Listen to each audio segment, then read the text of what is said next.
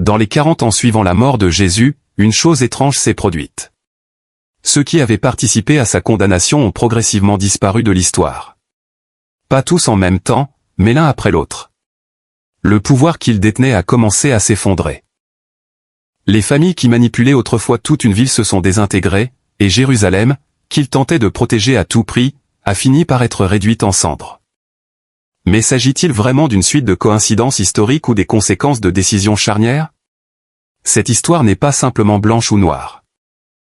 Elle est reconstituée à partir de diverses sources, les récits historiques anciens, la Bible et des interprétations qui existent depuis des millénaires.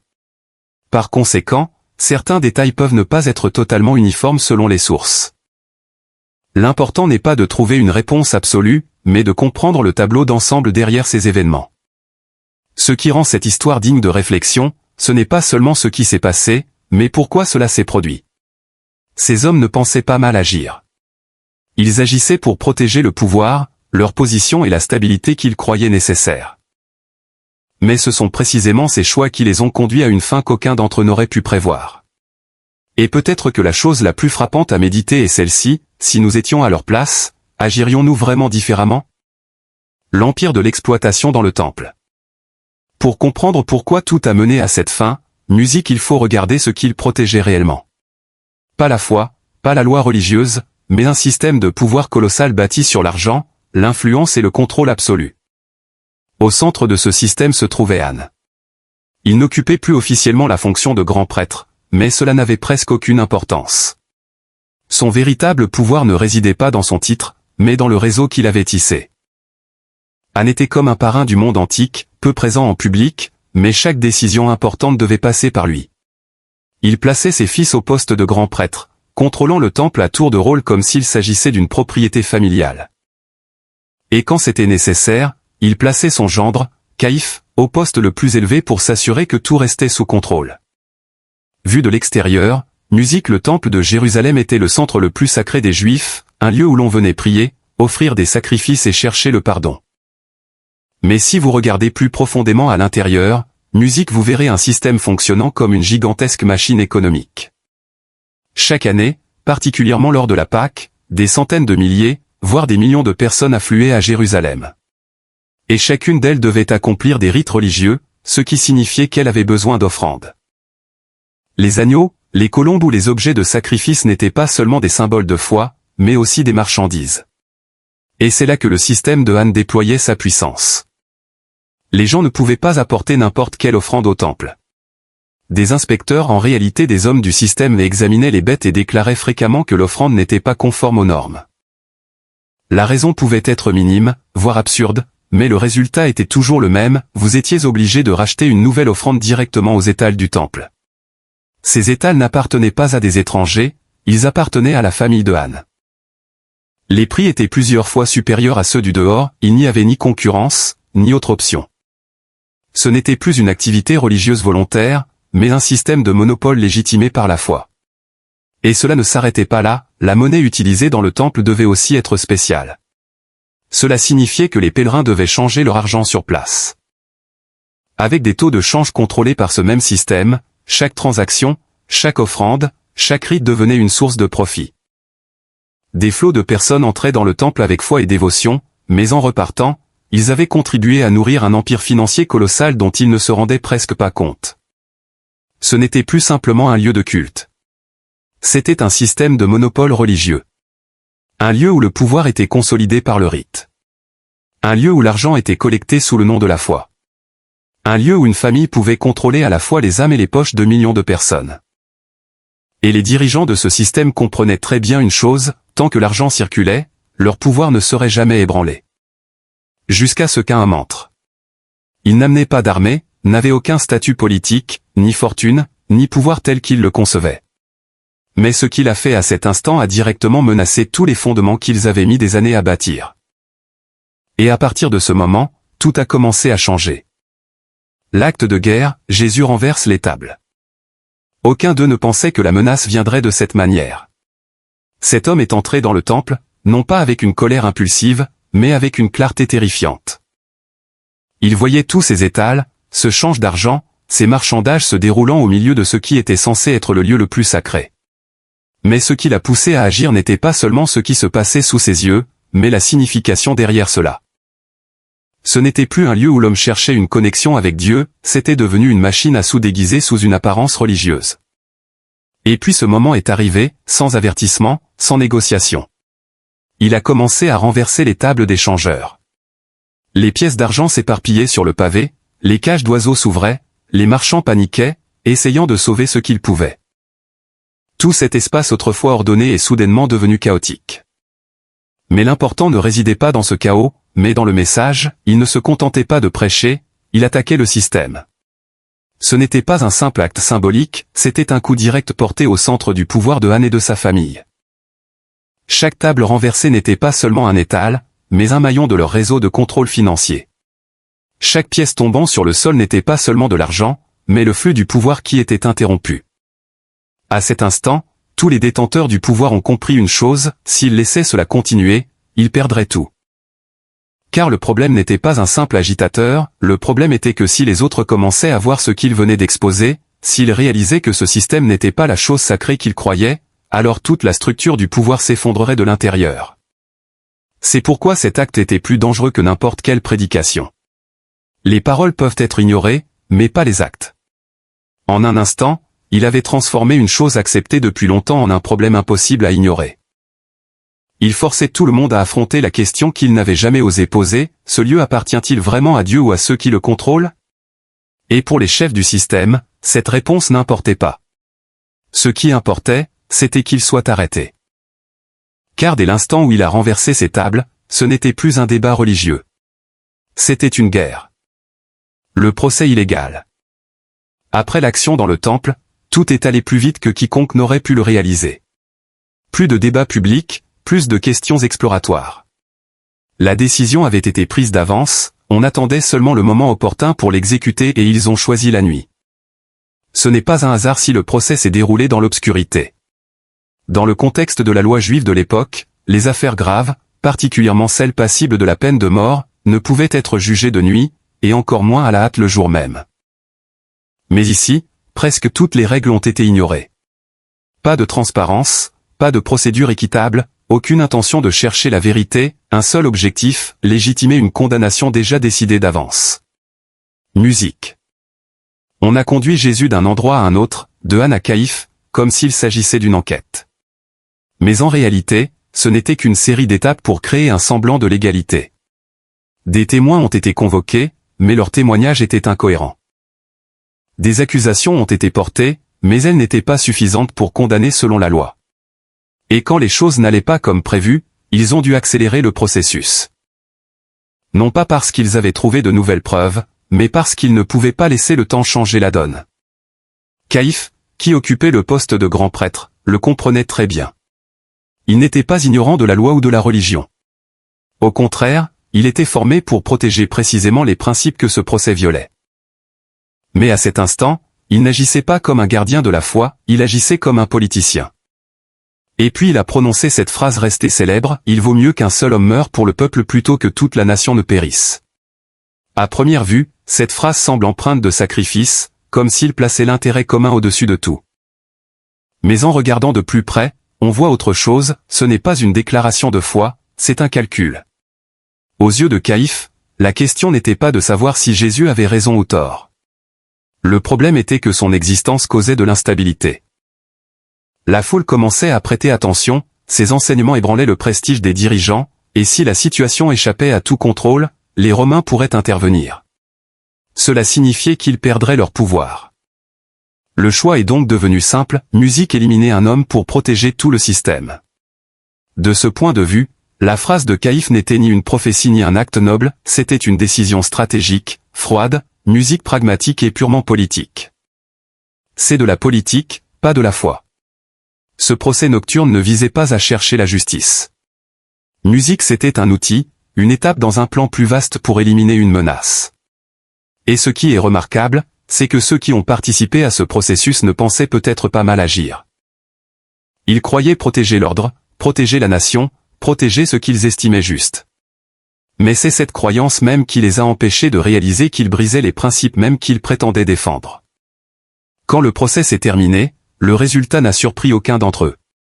car ce n'avait jamais été une question ouverte, c'était juste une procédure, une dernière étape avant l'exécution de la sentence. Et à partir de cet instant, la roue de l'histoire a commencé à tourner dans une direction qu'aucun d'eux ne pouvait contrôler. Ponce Pilate. Si le procès nocturne était le lieu où la condamnation était arrangée, Ponce Pilate était celui qui devait faire de cette sentence une réalité. Et ce qui rend l'histoire plus complexe, c'est que Pilate n'était pas un homme assoiffé de sang. Selon de nombreux récits, il ne trouvait aucune raison valable de condamner Jésus. Les accusations portées par les grands prêtres étaient plus religieuses que politiques, alors que Pilate représentait le pouvoir romain à un système soucieux de l'ordre, de la rébellion et de la stabilité, et non des disputes théologiques. Pour lui, cela n'aurait dû être qu'une petite affaire ne méritant pas la mort. Il a interrogé, il a vérifié, il a cherché à s'esquiver. Il y a même eu des moments montrant qu'il voulait libérer Jésus. Musique il a proposé d'autres choix, essayant de transférer la responsabilité ou espérant que la foule choisirait une voie moins extrême. Mais à chaque fois, la pression revenait plus forte, musique plus directe. Et puis la phrase décisive a été lancée par les chefs religieux, « Si tu relâches cet homme, tu n'es pas l'ami de César ». Ce n'était plus une accusation ordinaire, c'était un coup porté à la position de Pilate. Dans le monde romain, la loyauté envers l'empereur n'était pas seulement un devoir, c'était une condition de survie. Une seule accusation de manque de loyauté pouvait mettre fin à une carrière, voire à une vie. Et Pilate n'était pas dans une position solide. Il gouvernait une terre instable où la moindre erreur pouvait être rapportée à Rome. À cet instant, tout est devenu clair. Ce n'était plus une question de bien ou de mal, mais une question du prix qu'il était prêt à payer. D'un côté, la vérité qu'il percevait en partie que l'homme devant lui ne méritait pas la peine de mort. De l'autre, sa carrière, musique, sa réputation, son pouvoir et peut-être même sa vie. Et finalement, il a choisi, non par une grande déclaration, mais par un acte en apparence très simple, signer la sentence. Il y a un détail souvent mentionné, Pilate se lave les mains pour dire qu'il est innocent. Mais cet acte n'a pas changé le résultat, il a seulement montré une chose, parfois l'homme sait ce qu'il fait, mais le fait quand même. Et c'est peut-être la partie qui rend l'histoire plus proche que jamais.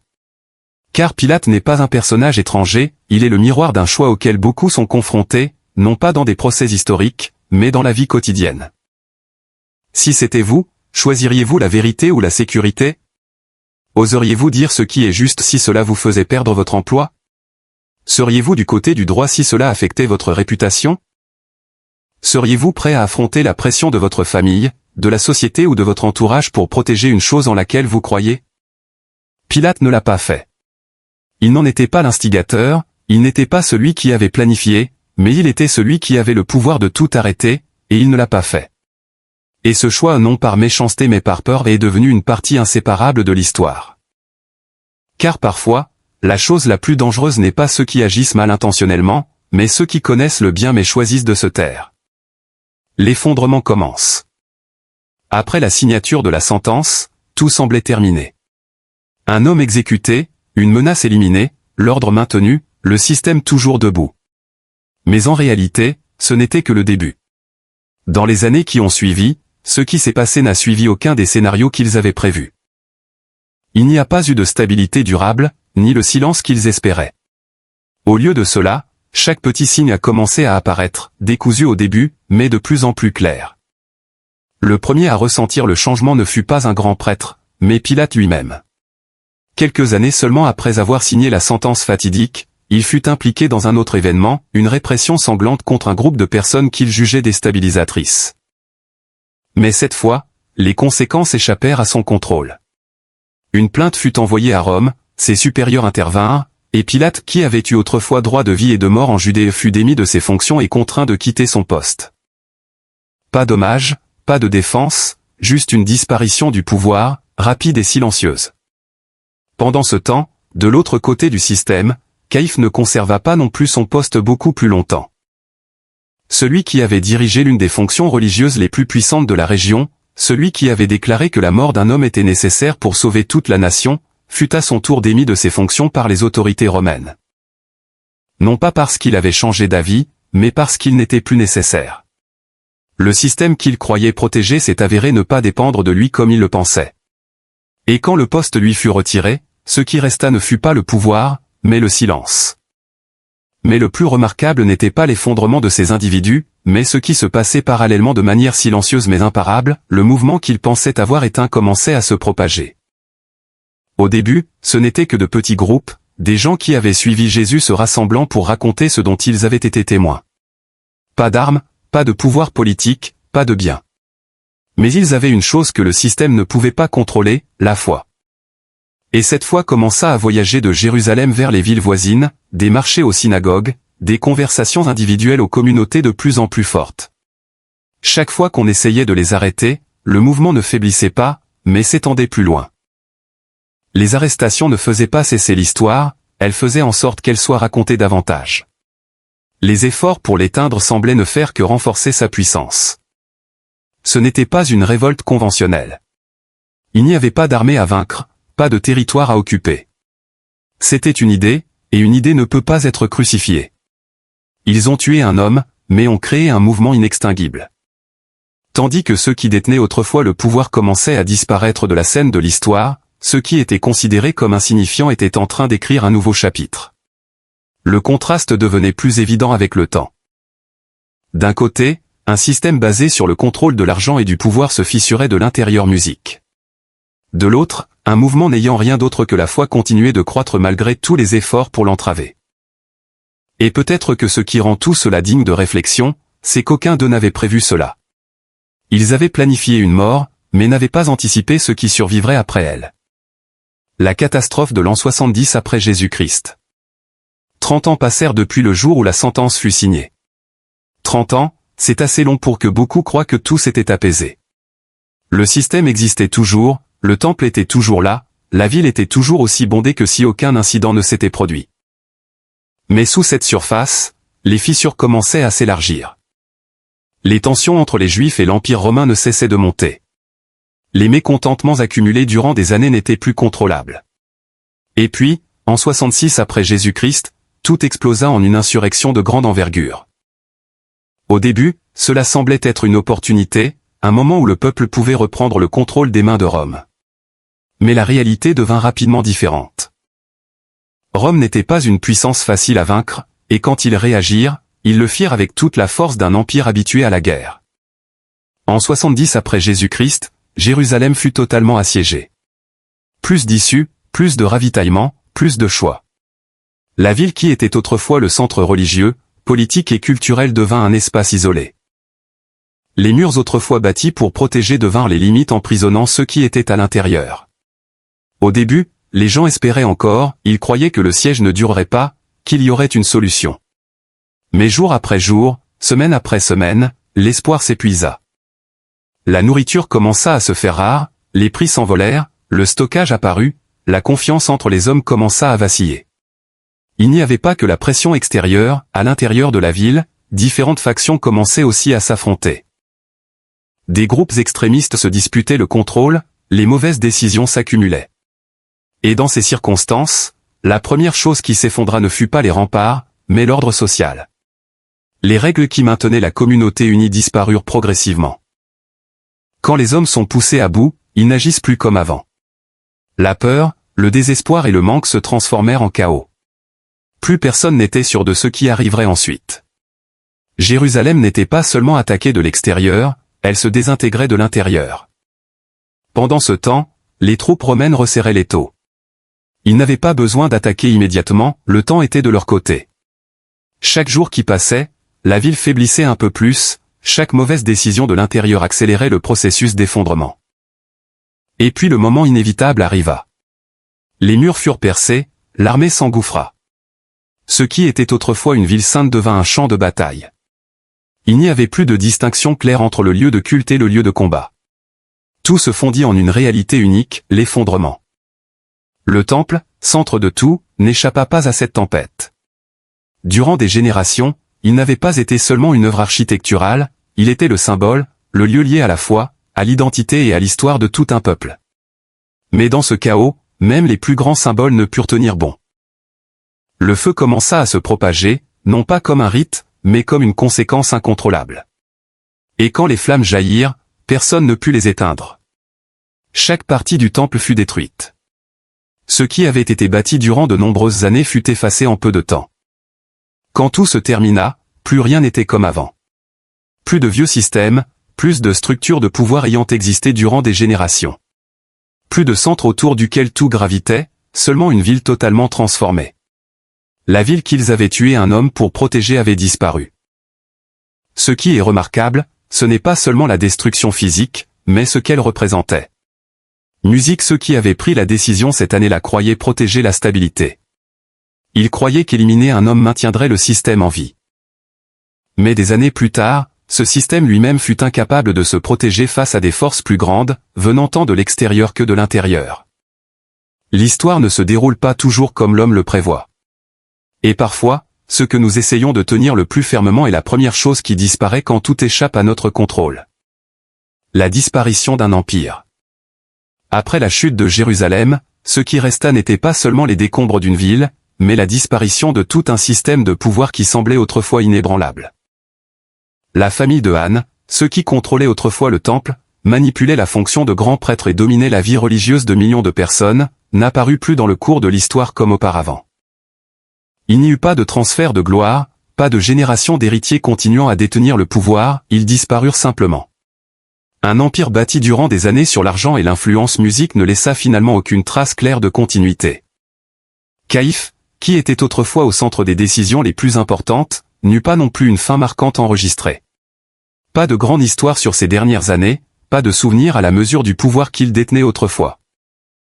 Quand le pouvoir partit, son nom tomba aussi peu à peu dans l'oubli. Cela crée un contraste très difficile à ignorer. Ceux qui contrôlaient autrefois le système, qui avaient rendu la sentence, qui croyaient contrôler l'avenir, n'ont pu contrôler la manière dont on se souviendrait d'eux. L'histoire ne les a pas retenus comme des personnages centraux. Au lieu de cela, ils sont devenus des noms effacés, seulement mentionnés quand on revient sur une histoire plus grande. Leurs noms ont été ensevelis, mais le nom de celui qu'ils ont tué est prononcé chaque jour. La différence ne réside pas dans le pouvoir qu'ils ont eu, mais dans l'influence durable qu'ils ne pouvaient pas prévoir. D'un côté, un pouvoir temporel, fort mais éphémère, de l'autre, une influence traversant le temps, indépendante du système ou de la position. Et c'est peut-être là que l'histoire passe du récit historique à quelque chose de plus profond. Car finalement, ce qui décide, ce n'est pas ce que vous avez contrôlé, mais ce qui reste une fois que tout ce que vous contrôliez a disparu. La mort de Caïphe, Han et Pilate, ceux qui ont tué Jésus. Quand l'histoire arrive à son terme, beaucoup attendent une image de justice claire, une mort dramatique, une punition directe. Comme si tout devait finir par un moment d'explosion. Mais la réalité historique et les écrits anciens montrent autre chose, quelque chose de plus silencieux, de plus froid et peut-être de bien plus digne de réflexion. Caïphe, qui s'était tenu au centre du procès, ne mourut pas dans une bataille ou une insurrection. Il ne fut pas renversé immédiatement après l'exécution de la sentence. Au lieu de cela, il perdit la chose la plus importante pour lui, le pouvoir.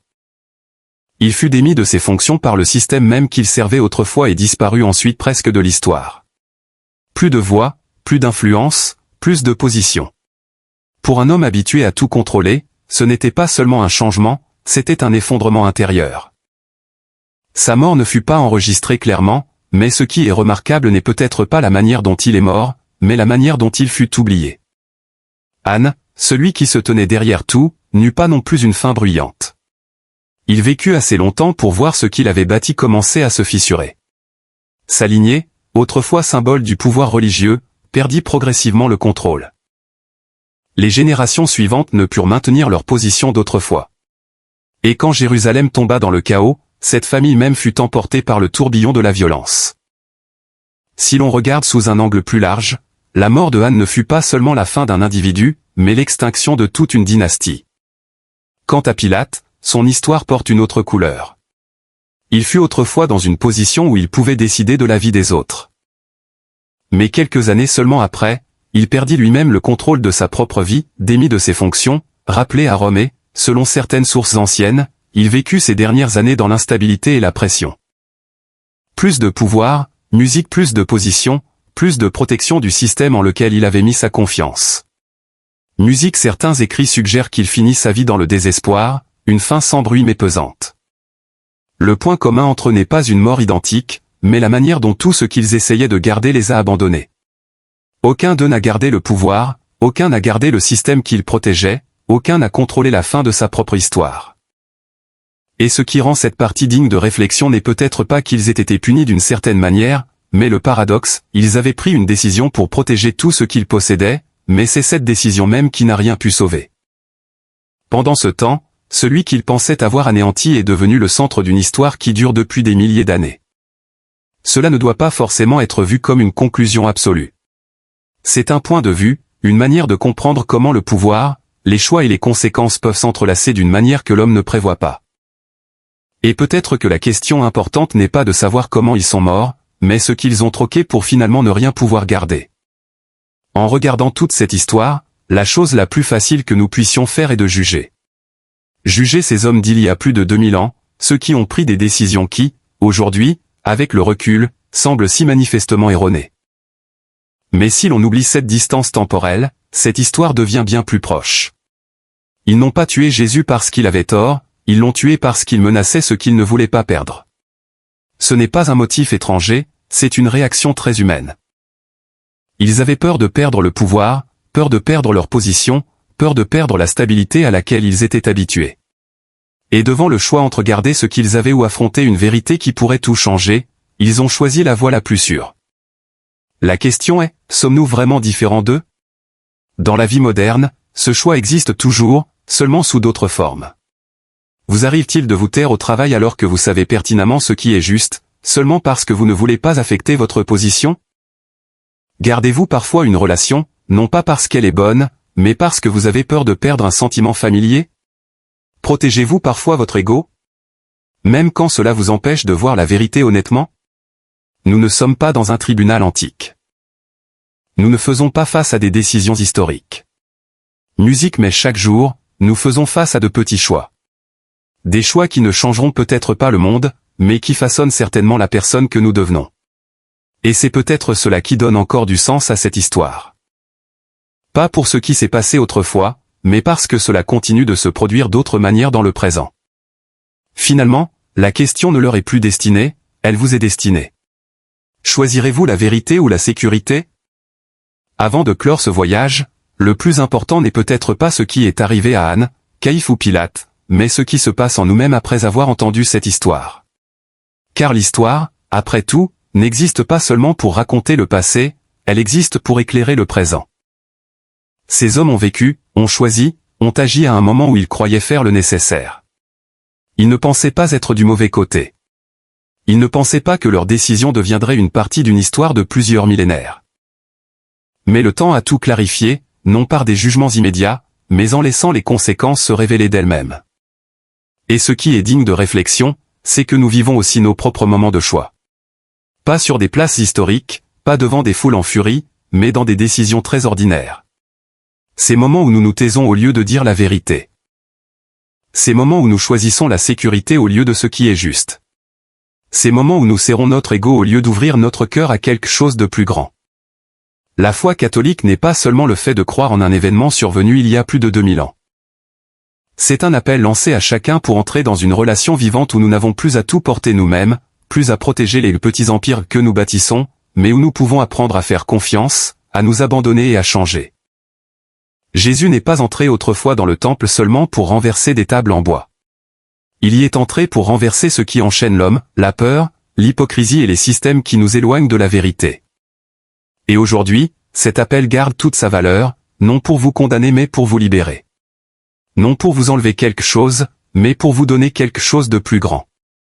Et c'est peut-être là le véritable point de départ de l'histoire. L'histoire de ces hommes qui ont choisi le pouvoir, la sécurité et ont finalement tout perdu ne finit pas par un effondrement. Elle finit par une invitation. Une invitation à revenir à la vérité. Une invitation à lâcher ce qui nous retient. Une invitation à marcher dans la lumière. Même si ce chemin n'est pas toujours facile. Jésus n'est pas resté dans le tombeau. Il est ressuscité, et cette résurrection même est la réponse à toutes les peurs, tous les échecs, tous les mauvais choix de l'homme. Rien n'est trop tard, personne n'est exclu de la miséricorde. Où que vous soyez dans votre propre voyage, vous pouvez toujours recommencer. Vous pouvez toujours choisir la vérité, vous pouvez toujours choisir la foi, vous pouvez toujours le choisir. Merci de nous avoir accompagnés sur Tan Kill dans ce voyage. Si vous trouvez que cette vidéo a de la valeur, n'oubliez pas d'aimer, de partager pour que d'autres aient aussi l'occasion d'écouter et de réfléchir. Et abonnez-vous à la chaîne pour ne pas manquer les prochaines histoires. Des histoires qui ne font pas que raconter l'histoire, mais qui touchent à la profondeur de la foi et de la vie de chacun de nous. Au plaisir de vous revoir dans les prochaines vidéos.